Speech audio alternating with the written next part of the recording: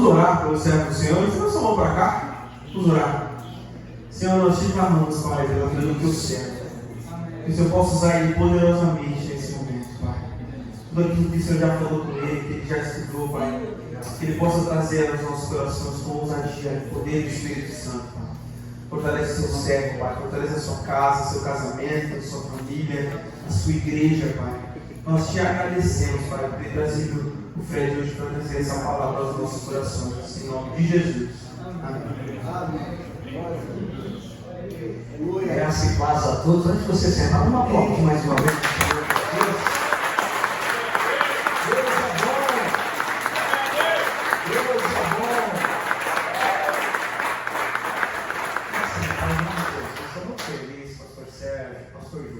Rever alguns pastores amigos aqui, Deus abençoe a todos. Somos lá de Bertioga, não é? A Rocha Church. Trago um abraço da igreja, trago um abraço da minha família. Tenho 3 filhos, meu nome é Fred Ferreira, tenho 3 filhos. O meu mais velho, Felipe, dentista, casou com a Tainá e há 8 meses atrás me deu uma netinha chamada Liz. Então, debaixo da unção, passou uma unção dobrada, aleluia, unção de avô.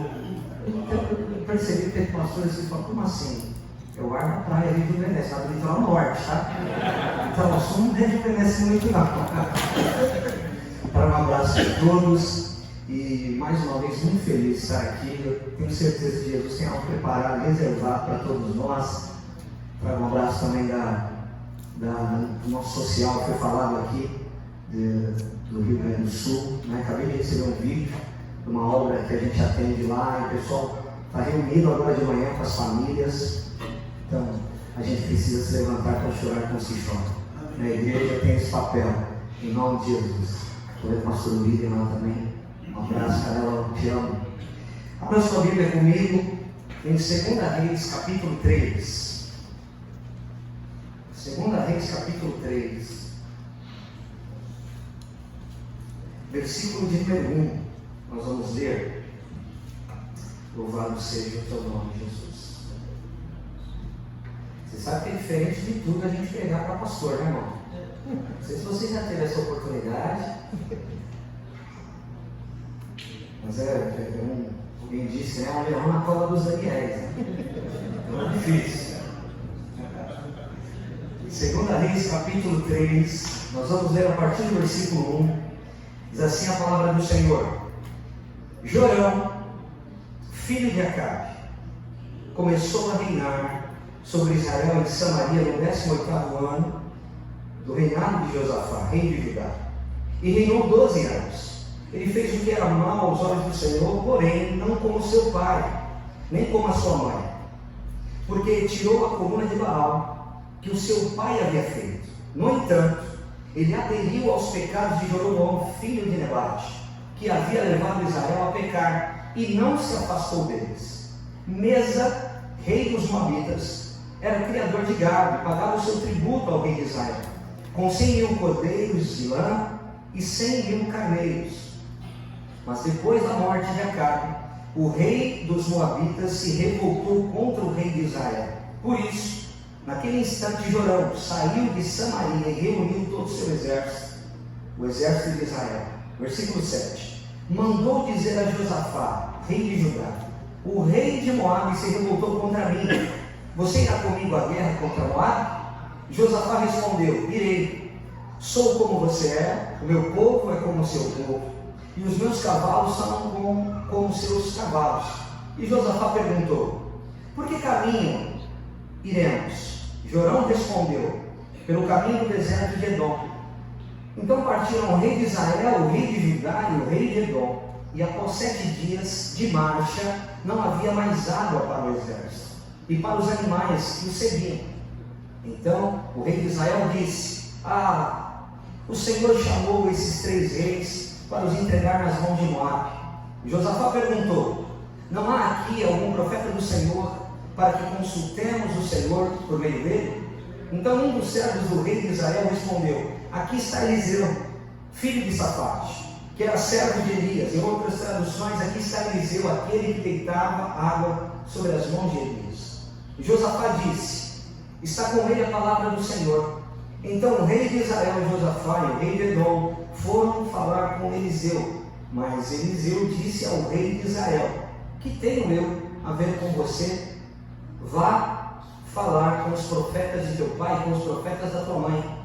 Porém o rei de Israel respondeu: não, porque o Senhor Deus é quem chamou esses 3 reis para os entregar nas mãos de Moabe. Então disse Eliseu: tão certo como vive o Senhor dos exércitos, em cuja presença estou, se eu não respeitasse a presença de Josafá, rei de Judá, eu não daria atenção nem olharia para você.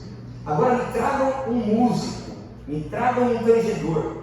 Enquanto o tangedor tocava, o poder de Deus veio sobre Eliseu. E este disse: assim diz o Senhor, façam deste vale covas e mais covas, porque assim diz o Senhor, vocês não sentirão vento, não verão a chuva, mas neste vale se encherá de água, e vocês vão beber, como o vosso gado e os vossos animais. Mas isto ainda é pouco aos olhos do Senhor. Ele também entregará Moabe nas suas mãos. Amém. Obrigado, Jesus, pela tua palavra aberta diante de nós. Fala com a tua igreja, com os pastores, com as famílias sacerdotais que estão aqui reunidas. Nós te agradecemos e te louvamos em nome de Jesus. Quem crê e concorda, diga glória a Deus. Glória a Deus. Eu não sei você, mas certamente todos nós estamos aqui, né, por conta de uma caminhada, de uma jornada de fé com Jesus. A gente já entrou em associações que a gente não devia. Talvez você já perdeu tempo, talvez você já perdeu dinheiro, talvez você já perdeu o investimento ou perdeu a paz, porque você sentou nas mesas que você não devia. Talvez você perdeu a tranquilidade do teu ministério, porque você confiou em quem você não devia. Associações erradas sempre vão nos levar para o deserto. Quando nós nos associamos com as pessoas erradas, nós vamos comprometer o chamado de Deus na nossa vida.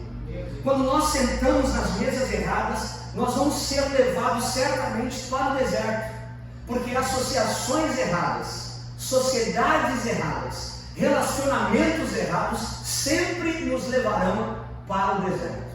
E o interessante é que a Bíblia vai dizer aqui qual é o contexto do que está acontecendo aqui. Depois da morte de Salomão, Israel foi dividido em 2 partes: Reino do Norte e Reino do Sul. Reino do Norte, 10 tribos, capital Samaria. E aqui o rei é Jorão. A linhagem de Jorão não é boa, porque ele é filho nada mais e nada menos que Acabe e Jezabel. Ele é filho de Acabe e Jezabel. E a Bíblia diz aqui, como nós lemos, que ele fez algumas coisas que eram maus aos olhos do Senhor, não como seu pai e a sua mãe, mas ele fez. Ele estava reinando. Então, do lado do norte, as 10 tribos, capital Samaria, quem está reinando? Israel, Jorão. Só que do lado do sul, 2 tribos, Judá e Benjamim, capital Jerusalém. E aqui quem está reinando é Josafá. Josafá foi um dos melhores reis de Israel. Quando a gente vai estudar a vida de Josafá, ele foi o rei que implementou a educação do princípio a partir das mesas das casas das famílias. Ele exigiu que o povo ensinasse o ensino religioso, que os pais ensinassem para os filhos o ensino de educação por princípio. Nós temos lá em Bertioga o Colégio Rocha, que é um colégio de educação por princípio. Um colégio particular, que tem crescido muito, faz 3 anos que nós inauguramos. E como nós precisamos, irmãos, dar uma atenção, como foi dito aqui lá dos avisos, para a educação, dar uma atenção para a saúde. Tem uma obra, nós fomos uma vez, uma viagem missionária para a África do Sul, e tem uma obra linda, uma obra belga, de uma igreja belga, que é a obra das 3 casas. Aonde eles chegam, eles implantam um hospital, uma escola e uma igreja. Aonde eles chegam, em qualquer país, em qualquer vila, em qualquer tribo, eles fazem uma implementação de escola, igreja e hospital. As 3 casas. E nós levamos esse encargo como igreja, como famílias sacerdotais. Isso está em nós, irmãos, porque isso faz parte do caráter de Deus, faz parte do caráter do Espírito Santo que habita em nós. Ainda mais nós que fomos levantados para conduzir um povo para Canaã. Nós estamos nessa jornada, saindo do Egito e indo para uma terra prometida. Então Israel estava dividido em 2 partes. Agora, olha só que coisa interessante. Existiam critérios para Deus aprovar um rei naquela época. Existiam critérios, eu vou falar de alguns critérios aqui que os reis eram aprovados naquela época. E como eu disse, Josafá foi o melhor rei de Judá. Ele implementou a educação por princípio. Ele chamou os juízes da época. Como seria bom um rei chamar os juízes do Brasil hoje para alinhá-los, não é? Ele chama os juízes e fala: vocês precisam julgar o povo de forma justa. Vocês não podem julgar o povo a não ser pelos olhos de Deus, de forma correta e de forma justa. E Josafá foi o rei também que ouviu do Senhor quando ele foi cercado por inimigos. O exército dele era menor e ele ouve do Senhor o seguinte: essa peleja não é tua, essa peleja é minha. Esse é o rei Josafá, um homem de Deus. Ele só fez uma coisa errada: ele se associou com quem não devia. Ele se associa com Jorão. Porque o que está acontecendo? O rei Mesa, o rei de Moabe, paga tributo para o rei de Israel, que é o rei Jorão, o reino do norte. E quando o Acabe, o pai de Jorão, morre, Jorão está fragilizado. E Mesa acha a oportunidade de parar de pagar tributos. Aquilo é uma declaração de guerra. Ele parar de pagar tributo. Só que todo rebelde se mostra na fragilidade de alguém. Toda rebelião aparece quando o rebelde vê uma fragilidade em nós. Todos nós já passamos por situações de rebeldia em relação a outras pessoas, quando esse rebelde vê uma fragilidade em nós, uma fraqueza em nós. Quando Mesa, o rei de Moabe, vê uma fragilidade em Jorão, ele fala: agora eu vou parar de pagar tributo. E ele para. E é uma declaração de guerra. Só que Jorão não pode ir sozinho, não tem força para ir sozinho contra o rei de Moabe. Então o que ele faz? Ele chama Josafá, o rei de Judá, e o rei de Edom, os três reis, para irem contra o rei de Moabe. É aí que Josafá erra. Ele se associa com quem não devia se associar. E a Bíblia diz que eles saem, e Jorão vai falar: vamos pelo lado do deserto. Toda associação errada nos leva para o deserto. Certamente você já perdeu por ter confiado em pessoas que não fazem parte do propósito de Deus na tua vida. O que nós precisamos prestar atenção, irmãos, nós somos líderes, pastores, homens e mulheres de Deus. Nós não podemos seguir a opinião das pessoas. Você tem a tua igreja local. Você imagina se todas as decisões, se todas as opiniões que viessem aos teus ouvidos, você tomasse uma direção? A gente ia ficar doido, porque cada um tem uma opinião. Cada um acha que é melhor para a igreja, mas a direção é nossa. O posicionamento final é nosso. Então nós precisamos ouvir o doxa de Deus. É a opinião do alto, a opinião de Deus, acima da opinião das outras pessoas. E eu quero dizer para você, pastor, você não é melhor do que Deus. Porque eu conheço pastores incríveis, com um coração incrível, homens de oração, mas estão padecendo no ministério porque querem agradar a todo mundo. Porque querem ajudar todo mundo. Você sabia que até para a gente ajudar as pessoas, nós precisamos orar? Porque às vezes Deus está tratando com algumas pessoas e a gente está pondo a nossa mão em tudo. E alguém ainda vai sair daquilo. Alguém que você ajudou muito. Quem não passou por isso? Fala, isso existe, meu jovem, santo não. Você ajuda muito, perdeu noite de sono tua para ajudar a família. E agora eles estão falando mal de você ainda. Só eu passei por isso, certamente ninguém. Ainda tem isso, querido, preste atenção. Ponto A: todos nós recebemos uma palavra. Estava falando com o pastor aqui, e ele estava falando que é cristão desde criança, como muitos de nós aqui. Muitos de nós recebemos uma palavra quando criança, quando adolescentes, do que Deus ia fazer, do que Deus tinha para nós. Então nós recebemos a palavra aqui nesse ponto. Mas a palavra, ela vem sobre nós quando nós somos meninos, mas ela não se cumpre enquanto meninos. Porque é a jornada que vai nos forjar para que nós possamos estar preparados para receber a palavra que Deus falou que ia cumprir nas nossas vidas. Então a palavra de Deus, ela não se cumpre sobre nós quando nós somos meninos. Ela se cumpre sobre nós. Até notei agora ali uma situação que o Espírito Santo me lembrou. Irmãos, tem gente querendo ser grande, mas não quer resolver grandes problemas. Tem gente querendo que as promessas de Deus se cumpram, mas não quer resolver problemas maiores. Grandes líderes terão grandes problemas. Fala para alguém do teu lado: grandes líderes terão grandes problemas.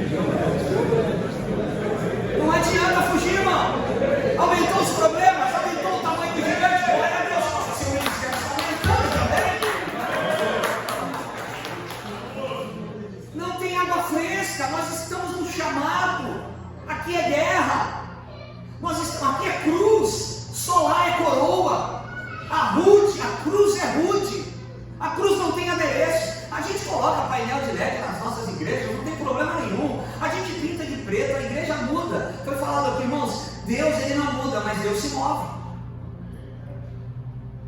O jeito de ser igreja mudou. A palavra é a mesma, mas a revelação é progressiva. Então, o jeito de fazer igreja mudou.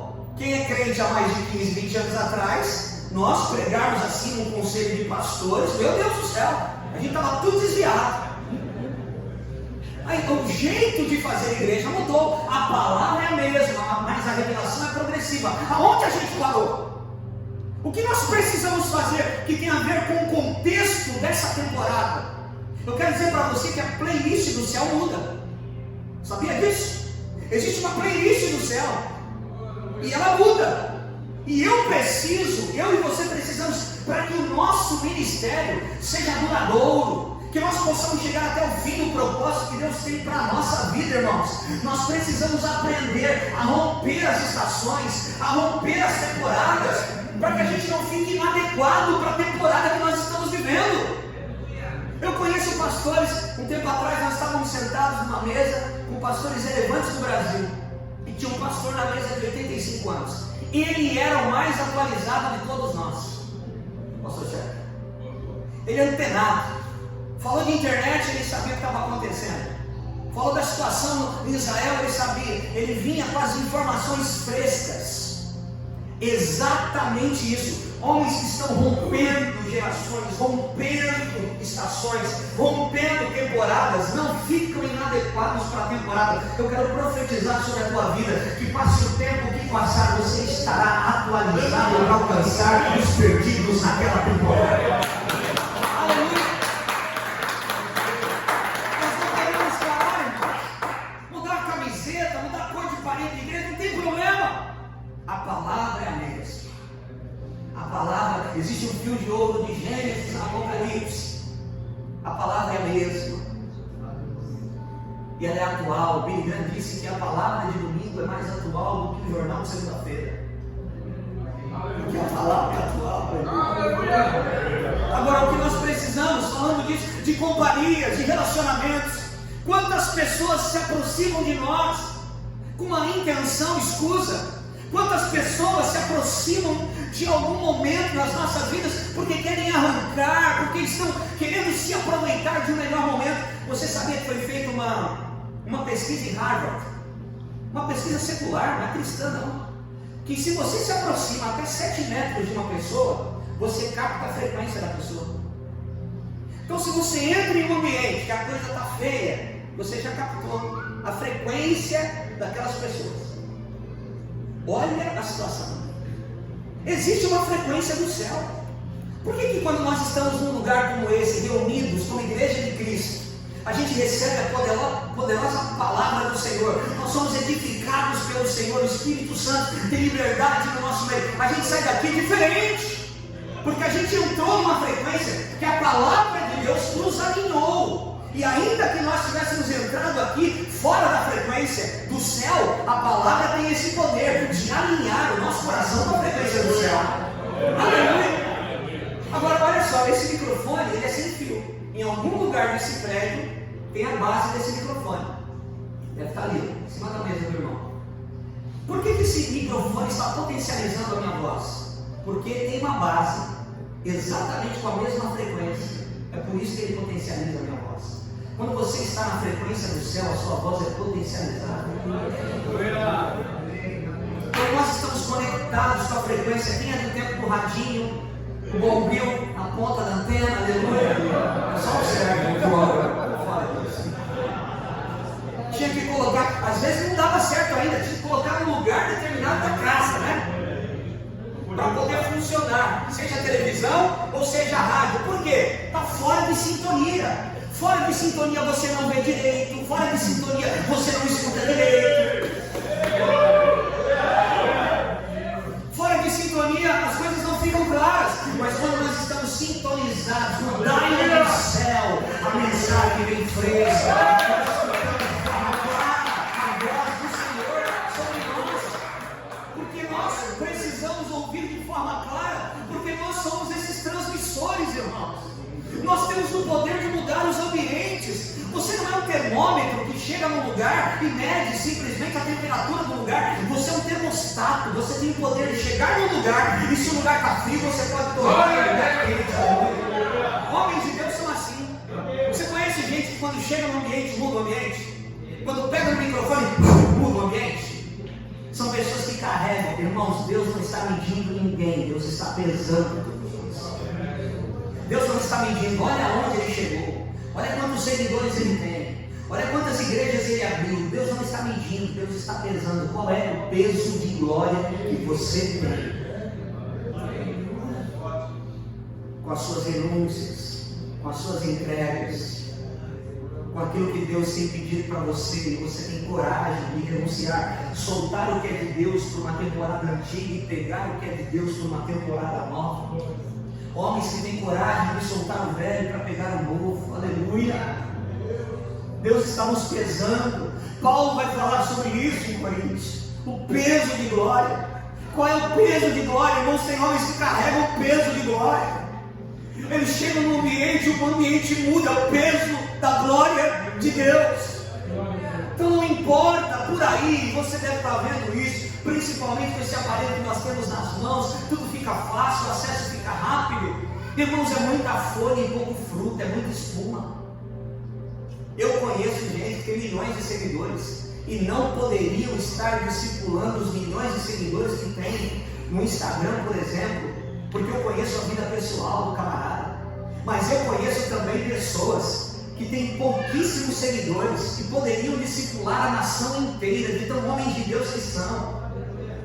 O valor do reino de Deus é outro. O valor padrão do reino de Deus é outro. Qual é o sucesso para o mundo? É quem tem dinheiro. Qual é o sucesso para o mundo? É quem está em visibilidade. Quem tem sucesso no mundo? É quem está comprando, é quem está viajando. Não, mas qual é o sucesso à luz da palavra? Bendito é aquele. Jeremias vai falar. Qual é o homem bendito? É aquele que não recebe quando vem o calor, porque ele é como árvore plantada junto às correntes de água. Aqui fora está tudo ruim, mas ele é regado nas suas raízes pelas águas do Senhor. Esses são os benditos de Deus. Quem é o bendito do Senhor? É o homem que confia no Senhor. Agora, olha que coisa interessante. Quais eram os padrões? Então, alianças erradas. Irmão, tudo começa a secar. Alianças erradas fazem com que aquilo que era para durar muito tempo, dure pouco tempo. 2 Coríntios capítulo 6, versículo 14 diz assim: não vos ponhais em julgo desigual com os incrédulos. Portanto, que sociedade pode haver entre a justiça e a iniquidade? Ou que comunhão da luz com as trevas? Que harmonia pode haver entre Cristo e o maligno? Ou que união do crente com o incrédulo? Que ligação há entre o santuário de Deus com os ídolos? Porque nós somos santuário de Deus, do Deus vivente. Como ele próprio disse: habitarei e estarei entre eles, serei o seu Deus e eles serão o meu povo. Uau! Nós precisamos tomar cuidado com as associações, cuidado com as mesas, cuidado para que a gente abra o nosso coração. Cuidado. Então, eu e você precisamos entender que algumas pessoas a gente até gosta de andar, mas elas não têm a ver com o propósito de Deus na nossa vida. Você pode até dar muita risada com fulano, mas ele não tem a ver com o propósito de Deus na sua vida. Ele vai retardar o propósito. É exatamente aí que está o nó. Existem pessoas que eu me sinto bem ao lado delas, eu dou risada ao lado delas, a companhia delas é agradável, somente isso. Mas quando você vira a chave para o mundo espiritual, elas não têm absolutamente nada a ver com o propósito de Deus na minha vida. Agora, quando você senta com alguém, quando você se conecta com alguém, quando você se aliança com alguém que tem a ver com o propósito de Deus na sua vida, aquilo te traz um aceleramento, irmãos. Com certeza alguém aqui nesse ambiente já viveu de você se conectar com alguém, Deus trazer uma pessoa para a tua amizade, para a tua mesa, e de repente aquela amizade te catapultar para coisas maiores em poucos dias. Esse é o poder da aliança correta. A aliança correta acelera as coisas, não é você que está acelerando, é Deus. Porque quando eu e você aceleramos, nasce prematuro, mas quando Deus acelera, nasce perfeito. A uva, para se tornar vinho, tem um processo de fermentação, de armazenamento, mas Deus transforma água em vinho em segundos. Quando Ele faz, não tem problema. O problema é a gente ficar balançando o coqueiro, querendo viver coisas numa temporada que nós não estamos preparados para viver. Eu tenho certeza que se Deus me desse o que Ele tem me dado hoje, há 15 anos, há 10 anos atrás, no meu ministério, eu não teria como suportar. Eu teria falhado. Deus sabe o momento. E eu e você precisamos, preste atenção nisso, querido. Mais do que nós sabemos o que Deus tem para nós precisamos saber o tempo de agir. Mais do que nós sabermos o que fazer, nós precisamos saber o momento de agir. Porque se você sabe o que fazer, mas tem atitude no tempo errado, é ruim demais. Então esperar no Senhor é o necessário. Agora, esperar no Senhor não tem a ver com você sentar no sofá e dizendo: Deus, eu tenho palavra, eu tenho promessa, vai se cumprir, eu estou em paz, eu estou descansando no Senhor. Não, esperar, que traz a palavra esperança, no original é espreitar. O homem e a mulher de Deus que esperam no Senhor não é a ideia de alguém deitado no sofá esperando as promessas se cumprirem, é a ideia de um caçador esperando a presa passar. Eu não vou perder a movimentação do céu, eu não vou perder a movimentação do Espírito. Eu quero viver o avivamento, os propósitos de Deus. Eu estou espreitando. São caçadores de Deus, irmãos. Homens que caçam a presença. O Éden só era o Éden, não é porque era um lugar perfeito com um homem perfeito, Adão. O Éden só era o Éden porque Deus aparecia todo dia lá. Porque a presença estava todo dia ao entardecer. Deus falava com Adão. Então não adianta, nós temos um lindo lugar sem a presença. Você certamente já entrou em barracos cheios da presença de Deus, e também já entrou em palácios secos da presença de Deus. O que importa é a presença de Deus. Nós precisamos carregar essa presença. O que vai, olha para mim, Canela, o que vai fazer você parar de se preocupar com o dinheiro do aluguel, ou com o dinheiro para comprar um ar-condicionado novo para a tua igreja local, é nós nos importarmos com aquilo que realmente importa: a presença do Senhor. É a presença que atrai o mantenedor, é a presença que atrai o recurso, é a presença que atrai as pessoas. Nós estamos numa reforma na igreja. Eu fiquei preocupado porque a gente acabou de quitar os 5 galpões lá. E a gente antecipou 1 ano e 9 meses. Graças a Deus, foi um milagre que nós vivemos ali. Bertioga, uma cidade sazonal, era um bairro de Santos, foi emancipada exatamente agora. Amanhã, Bertioga faz 33 anos de emancipação. Amanhã. E uma cidade nova, uma cidade caçula, uma cidade sazonal. Quantos pastores tentaram abrir igreja lá e não conseguiram, a coisa não fluía. Tinha um tal de índio Cunhambebe que disseram que amaldiçoou a cidade, que nada ia prosperar na cidade. Irmão, a gente ignorou tudo isso. Amém. A gente foi para cima. Eu falei: Senhor, acima da palavra do índio aí, eu tenho a palavra do alto, eu tenho a palavra de Deus. Aleluia. Acima da macumba desse índio aí, dos inimigos desse índio aí do passado, nós temos a palavra do Senhor, aleluia. E as coisas começaram a acontecer, que a gente antecipou. Só que, por que eu estou dizendo isso? Aí a gente entrou numa reforma em seguida, irmãos. Eu fiquei preocupado, porque a reforma, eu não sei você, irmão, pastor é uma raça que só pensa em reforma. Não é, irmão? Terminou aqui, não tem mais nada para fazer, mas o pastor vai arrumar alguma coisa para fazer, irmão. Uma paredinha ele vai arrumar para construir. uma parede para pintar, não vai ter jeito. A nossa vida, essa reforma, irmão, ô raça de pastor. E aí a gente achou que ia gastar X, triplicou, fé, essas coisas. Falei, Jesus, e agora? Pai, estou preocupado. E eu fui para o Senhor, eu falei, Senhor, porque uma vez, irmãos, lá atrás, quando a gente foi comprar a igreja, entrou a pandemia. E eu liguei para a gerente do banco, que era da nossa igreja, e falei, olha, põe a minha casa como garantia, deixa um empréstimo aí meio engatinhado, vai que. Quando eu desliguei, o Espírito Santo puxou minha orelha e falou assim, o quê? Você vai se calçar? Você nunca precisou disso? Você está se calçando, obra na tua, obra minha. Eu liguei para ela e vou voltar na hora e falei assim, esquece tudo que eu te falei, meu irmão. Jesus acabou de falar comigo aqui, eu não posso fazer isso. Tinha tudo isso. Esquece o que eu te disse. Irmãos, 3 semanas depois, um irmão que tinha um apartamento aqui em Santos, Pernambuco, que estava tentando vender há 5 anos, que mora em Bertioga, vendeu o apartamento, tinha feito o propósito com Deus. A gente pagou mais de 70% do mesamento que nós estávamos fazendo com a oferta do irmão. E agora essa reforma, o que aconteceu? Eu estou lá no final do culto, domingo retrasado.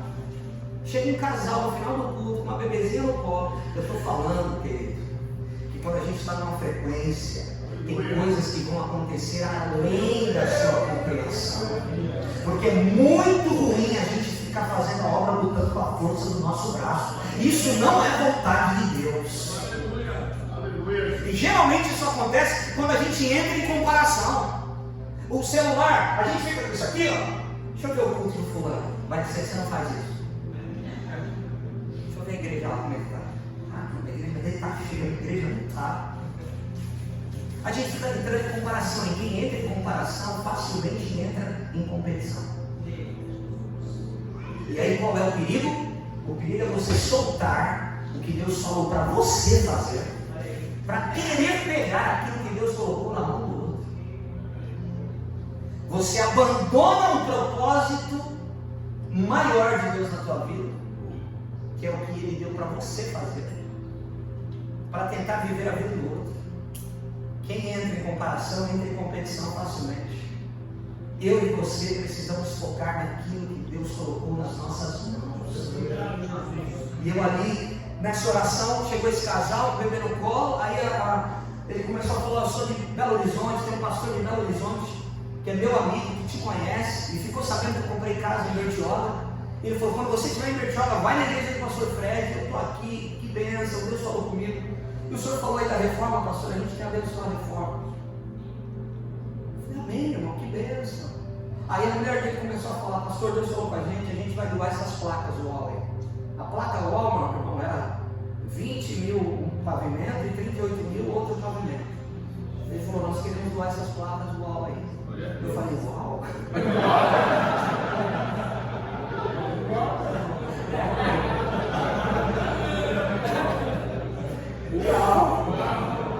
Que veio assim, né? Deus trouxe lá de Belo Horizonte para abençoar aqui. Levanta a mão, deixa eu pegar uma palavra sobre a tua vida. Deus pode te conectar com pessoas que vão acelerar o propósito que Deus colocou nas suas mãos. Acredite nisso, pastor. Aleluia! Acredite nisso. Então qual é o segredo? Não gaste o seu tempo precioso com pessoas, com companhias que destroem os bons costumes. Não gaste o seu tempo precioso com pessoas que anulam a verdadeira identidade que Deus te deu. Irmãos, cada um de nós, todo mundo aqui tem capacidade de trazer uma palavra para nós essa manhã. Cada um de nós que estamos aqui teria condições de estar nesse culto e Deus vai usar cada um de um jeito. O problema é quando eu quero ser o fulano lá. Aí eu abandono a minha identidade. A unção vem na identidade. Enquanto você quer ser quem você não é, a unção não vem. Mas quando você assume a sua identidade em Cristo, a unção te pega. Aleluia! Porque a unção vem na identidade, irmãos. Enquanto a gente está querendo adotar métodos, reino de Deus, guarda isso. Se você puder anotar, anote. Reino de Deus não tem a ver com estratégias e nem métodos. Reino de Deus tem a ver com modelo. É um modelo no céu que precisa ser replicado na terra. Reino de Deus não tem a ver com métodos e estratégias, até porque eu tenho uma estratégia lá que se você aplicar aqui talvez não dê certo, e vice-versa. Eu posso adotar um método que deu certo numa igreja, que eu vi e achei fantástico, mas a minha igreja não vai funcionar. Reino de Deus não tem a ver com método e estratégias. Reino de Deus tem a ver com modelo. Existe um modelo no céu. Qual foi a oração de Jesus? Pai, modelo no céu. Seja feita a tua vontade, assim na terra como no céu. Quem tem o poder de aplicar o modelo do céu na terra? A igreja. Foi a igreja em Mateus 16, lá em Cesareia de Filipe. Nós estávamos lá no ano passado em Israel, naquela gruta que até hoje é chamada de Portas do Inferno. E Jesus para ali, ele leva intencionalmente os discípulos para Cesareia de Filipe, porque havia uma mistura de religiões. As pessoas iam ali para ofertar, fazer oferendas a outros deuses. Então é um lugar de muito paganismo, e o maior deus ali é o deus Pan, que é o deus do pânico, metade homem e metade bode. E Jesus leva os discípulos intencionalmente para aquele lugar e fala assim: olha só, duas perguntas. O que esse povo pensa ao meu respeito? Pergunta para os discípulos. Aí os discípulos vão falar: uns dizem que o Senhor é João, outros dizem que o Senhor é Jeremias, outros dizem que o Senhor é Elias, ou alguns dos profetas. Aí Jesus fala: mas e vocês? No meio daquele furdúncio todo, Jesus fala: mas e vocês? O que vocês falam ao meu respeito? Aí Pedro vai acertar, fala: tu és o Cristo, o Filho do Deus. Aí Jesus vai falar assim: yes. No original é lindo, irmãos, porque no português não chega na raiz desse diálogo de Jesus com Pedro. Porque esse diálogo é o seguinte: Pedro lança essa verdade, Jesus vai falar assim: yes, sobre esta pedra, está escrito, né, na nossa Bíblia, eu edificarei a igreja, as portas do inferno não prevalecerão contra ela. Jesus está dizendo o seguinte: sobre essa verdade que acabou de sair da tua boca, que eu sou a pedra angular, que eu sou o fundamento, porque o fundamento é Cristo, é o Filho de Deus. Aleluia! Eu vou edificar a minha eclésia, e ele mostra aos discípulos. E as portas do inferno, ele aponta para a gruta. As portas do inferno não prevalecerão contra o meu exército, porque eclésia é um termo militar que os reis usavam para uma tropa de elite. Então um rei, ele conquistava santos, então ele enviava a tropa de elite, porque a tropa de elite não ia só pegar os despojos, a tropa de elite ia implementar a cultura daquele novo rei. Então Jesus está dizendo: eu também tenho uma eclésia, eu também tenho os meus homens de confiança, que eu levantei para implementar a cultura do céu na terra. É por isso que o seu dever não é ir para o céu, o seu dever é trazer o céu para a terra. Pastor, o seu dever não é ir para o céu. Assunto de céu, Jesus resolveu, morrendo e ressuscitando ao terceiro dia. O nosso dever é trazer o céu para a terra. É trazer, é puxar o modelo celestial para essa terra, para vivermos os propósitos do Senhor e impactarmos a vida das outras pessoas. Marcos 1, Jesus vai falar: o reino chegou e está entre nós. Mas por que nem todo mundo vê? Porque só o arrependimento. Repita comigo: arrependimento. Diga metanoia. Metanoia, que é mudança de rota da ideia do plano original que Deus tinha para o povo de Israel, voltando à rota original. É você voltar à rota original. Talvez alguns de nós perdemos a rota que Jesus tinha para nós, e nós precisamos nos arrepender, porque só assim nós veremos o rei desse reino, teremos acesso aos benefícios desse reino e viveremos os propósitos desse reino, que já chegou, está entre nós. A Bíblia vai dizer que o reino chegou, mas nem todo mundo vê, nem todo mundo tem acesso. É por isso que a pregação mais urgente de João Batista, de Jesus, dos 12 discípulos e do 13º apóstolo Paulo era uma só: metanoia, arrependimento. Arrependa-se, porque sem arrependimento ninguém verá o Senhor, ninguém verá o reino, ninguém terá acesso ao reino. Quem está comigo, diga aleluia. Agora, quais eram os padrões? Eu preciso correr. Quais eram os padrões que um rei precisava ter para ser aprovado diante de Deus? Primeiro, irmãos, todo rei precisava restaurar a adoração ao único Deus. Quando um rei era estabelecido, ele precisava, para ser aprovado aos olhos do Senhor, ele precisava restabelecer os padrões da adoração ao único Deus. Segundo, ele precisava livrar-se de toda a idolatria. Se o rei anterior ou alguém estava levantando altares a Baal, a Astarote, a quem fosse, precisava ser derrubado. E Deus, o rei precisava se livrar da idolatria. E terceiro, ele precisava ser fiel à aliança. Então a coisa prioritária que um rei precisava fazer era restaurar a adoração. Repita comigo, eu preciso restaurar a adoração a partir da minha casa. Porque aonde tem adoração tem revelação. A adoração não começa com a gente com o microfone na mão, com um louvor lindo como nós tivemos aqui. A adoração começa no secreto. Porque é o secreto que sustenta o que todo mundo vê. O meu altar público você está vendo agora, mas o meu altar secreto precisa ser maior do que o meu altar público, senão a minha vida espiritual é insustentável.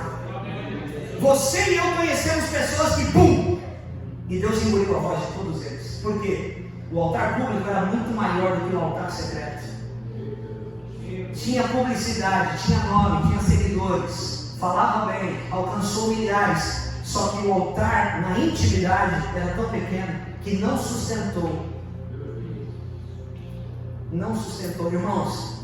A unção não sustenta caráter, mas caráter sustenta a unção. Eu vou repetir. A unção tem gente ungida, mas se não tiver caráter, Deus engole a voz. Agora quem tem caráter sustenta a unção. Então o altar secreto, esse prédio aqui foi construído. A tua casa foi construída a partir de um fundamento. A tua igreja. Ninguém elogia quando chega na nossa casa, na nossa fundação, pastor. Pastor Sérgio, que fundação linda tem a tua casa. Uau, você deve ter gastado mais de R$1 milhão aqui nessa fundação. Ninguém elogia. Elogiam a mesa posta, elogiam a cortina nova, elogiam a decoração da sala.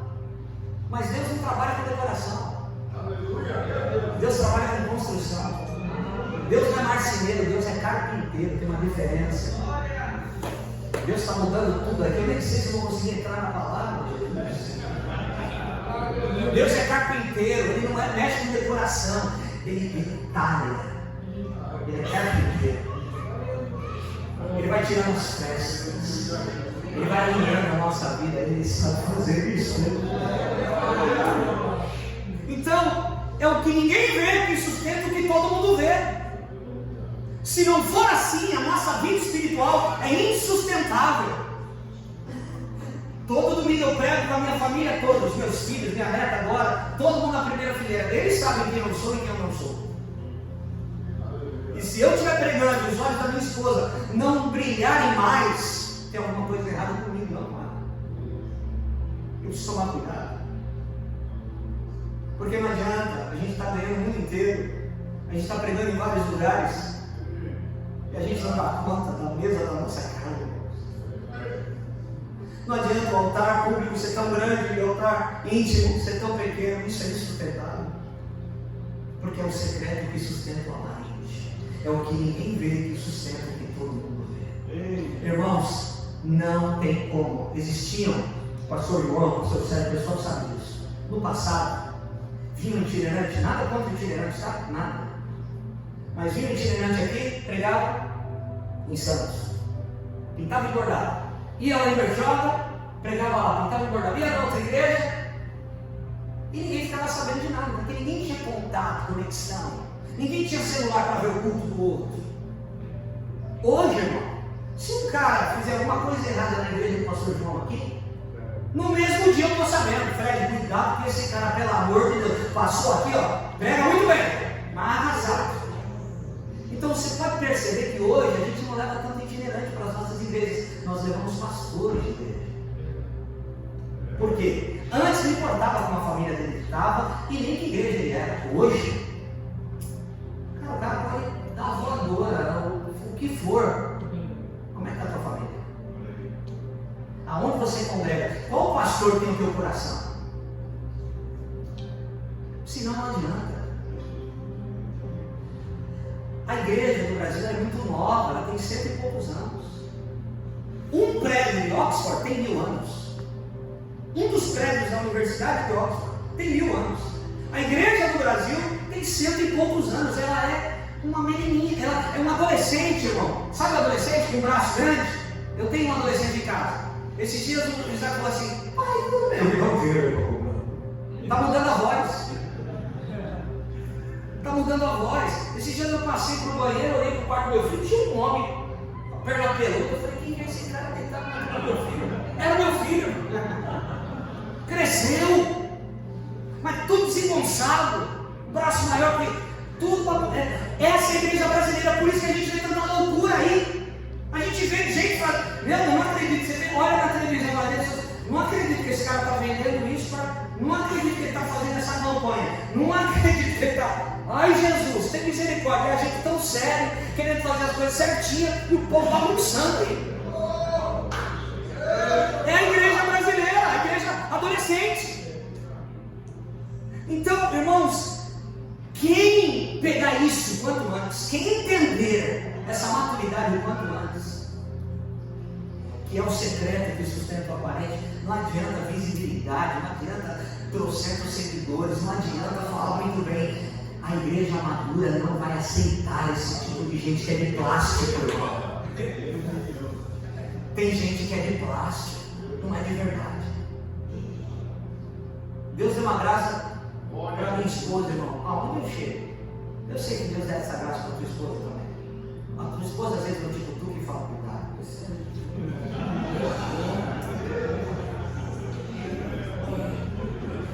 É forte, cara. Ei, William! A Fran, não me engana não. Irmão, se você não escuta o Espírito Santo, escuta a tua esposa.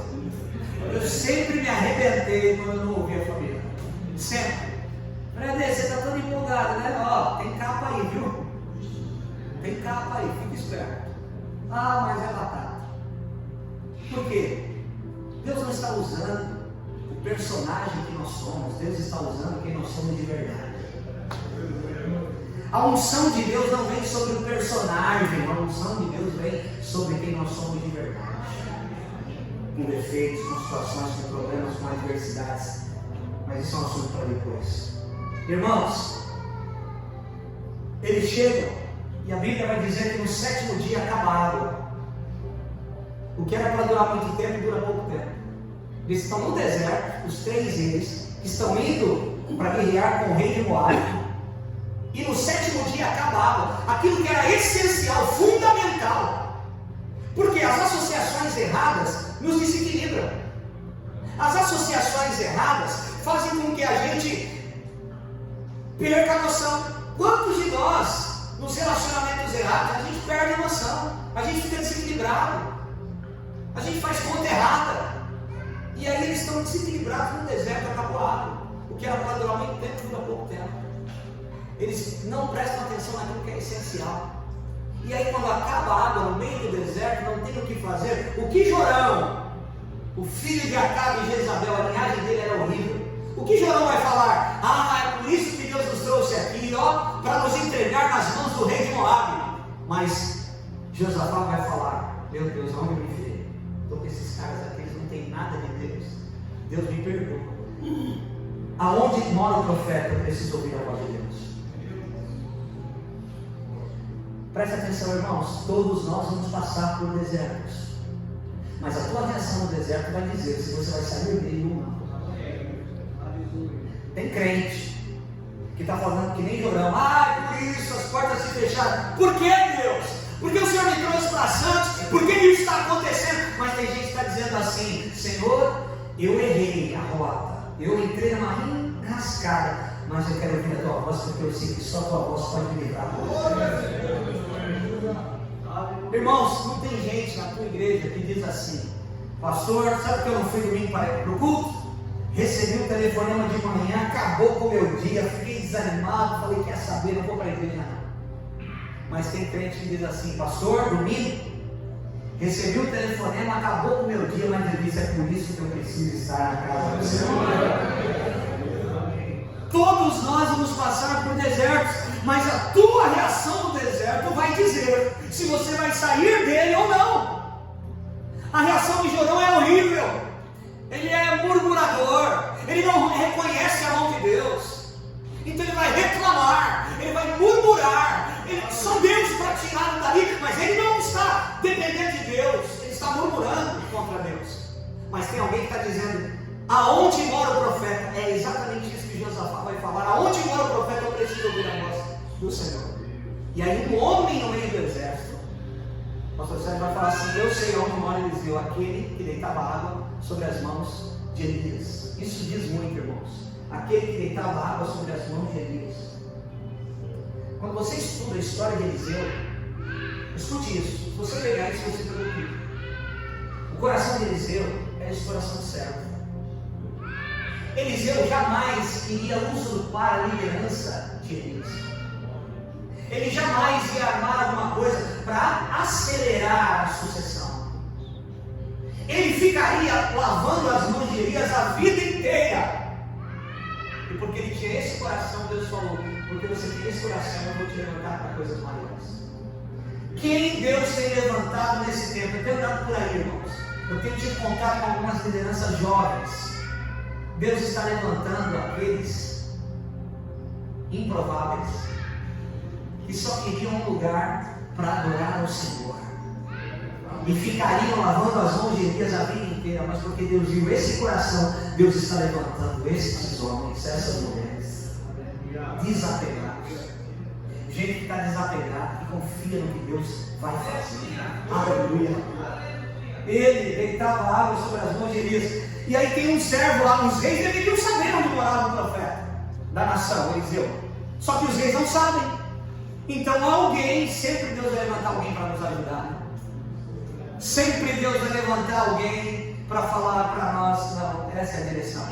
E essa pessoa, no meio do exército, leva todos aqueles reis na frente da porta da casa de Eliseu. Quando eles chegam na porta da casa de Eliseu, o exército todo, os homens, os reis, Eliseu abre, está escrito isso, depois você lê. Eliseu vai falar assim: ô Jorão, trazendo para os dias de hoje, o mundo dá volta, hein? Está batendo na minha porta, né?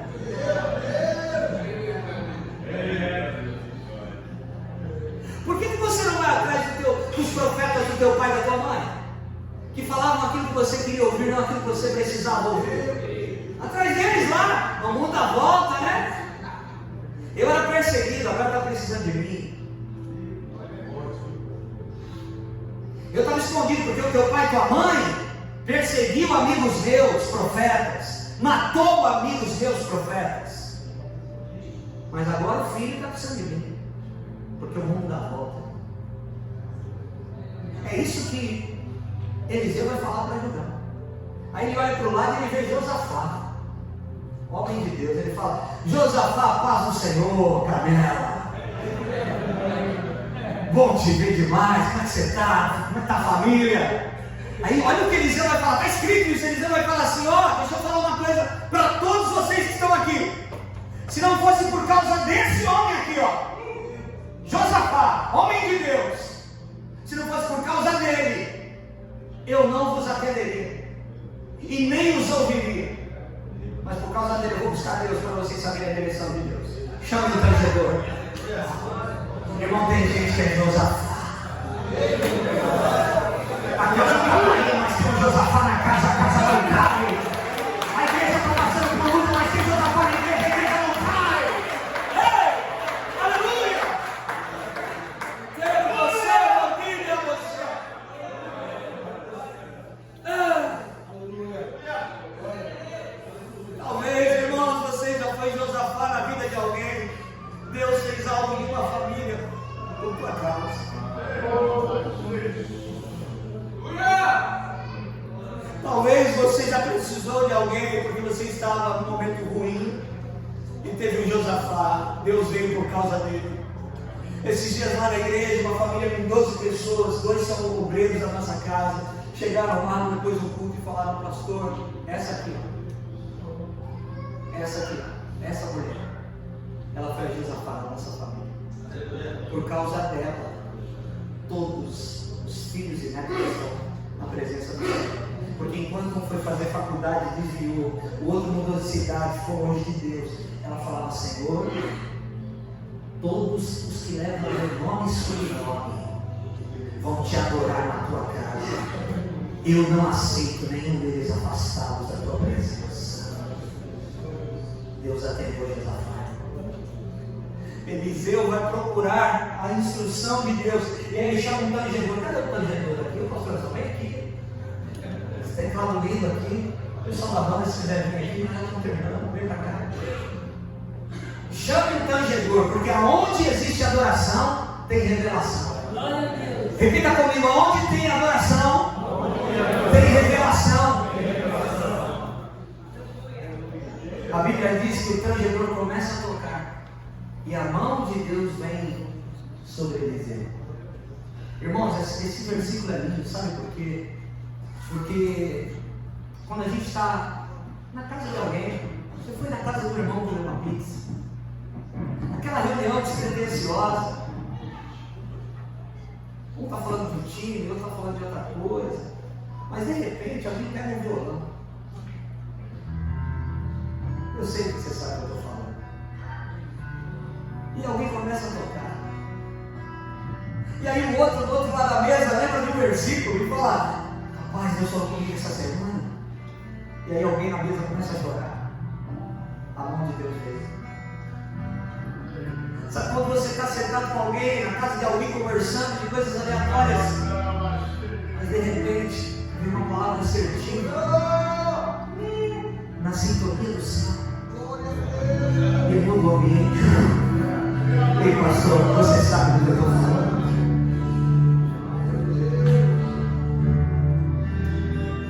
Nós precisamos nos preparar, nós precisamos cuidar, nós precisamos estudar, nós precisamos estar prontos e preparados para liberar o melhor alimento para o nosso povo. Mas eu quero dizer uma coisa para você: nós estamos vivendo uma temporada que Deus vai estragar os nossos esforços, irmãos. Se prepare, faça a sua parte. Mas se quando você pegar o microfone, o Espírito de Deus, que você tem intimidade, mudar a direção, solta o teu esforço.